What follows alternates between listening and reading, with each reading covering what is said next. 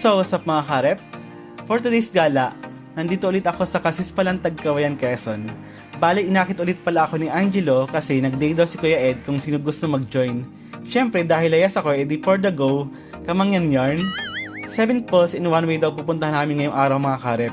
Hindi ko alam kung bakit tinawag na 7 falls in one way yung mga karep. Siguro malalaman natin mamaya.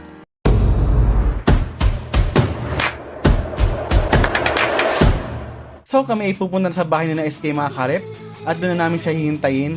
Ang usapan talaga namin ay 5:30 mga karep ang alis. Pero dahil Pilipino tayo ay mga 9 na daw mga karep. At nandito na kami sa bahay na SK mga karep. Hihintayin din namin dito yung iba pa naming makakasama mga karep. May dala din pala sina Kuya Ed mga karep ng mga boto. Boto ng anahaw na ihahagis nila sa madadaanan namin hanggang sa makarating kami doon sa falls na pupunta namin mga karep. Nasa 20k na boto ng anahaw ang dala nila mga karep. Mga boto na balang araw daw ay mamumunga at magpapabalik sa mga Philippine Flying Fox mga karep o kabog. At iba pang wildlife na umaasa sa bunga ng anahaw bilang pagkain nila. O edi sana all bumabalik. After 1 month mga karep, kami ay mag-uumpisa na maglakad. At nagsimula na din sina Angelo na maghagis ng mga boto mga karep ng anahaw habang kami ay naglalakad. At mukhang mapapalaban din ulit ako sa lakaran mga karep.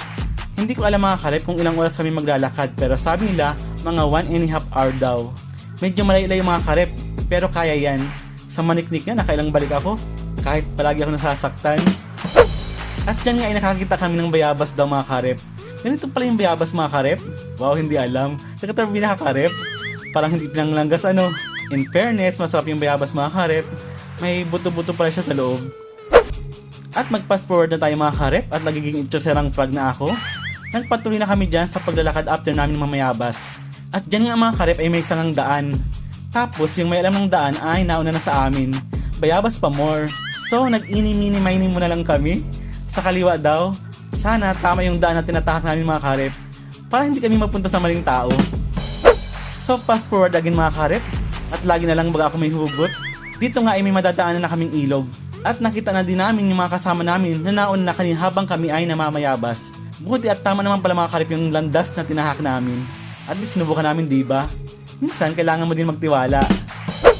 At nandito na naman tayo sa pag-adyo mga karep. Ang ganda ng view dito mga karep, nakakawala ng pagod, napapalitan ng sarap. Fast forward ulit mga karep, naka-adyo na kami.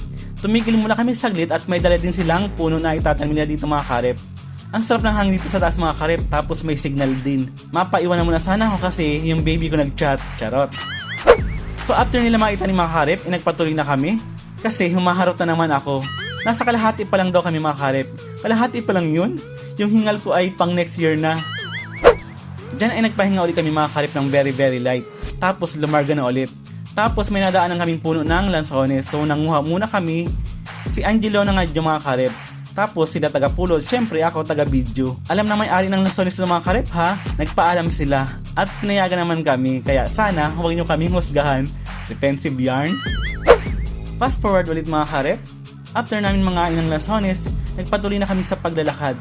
Tapos nagpahinga ulit kami dito sa may kuprahan na nadaanan namin. Tapos may ilog ulit kaming madadaanan. Tapos may adyon ulit. Tapos may ilog ulit. Tapos pahinga ulit saglit.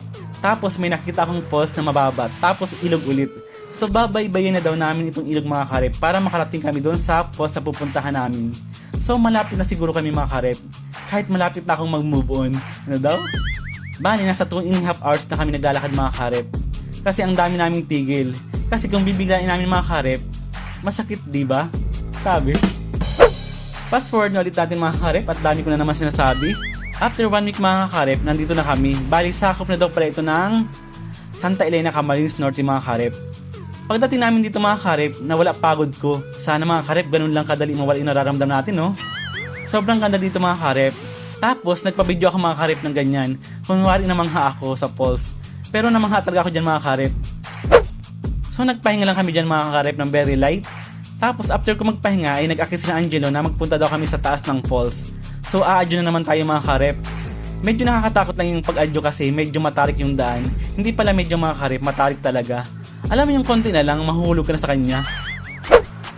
Ang ganda din dito sa taas ng falls mga karep, ang sarap din ng hangin. Tapos may falls pa din pala dito sa ibabaw ng falls mga karep. Tapos may falls pa din sa ibabaw ng falls mga karep, na nasa ibabaw ng ibabaw ng falls, na nasa ibabaw ng falls. Gulo diba?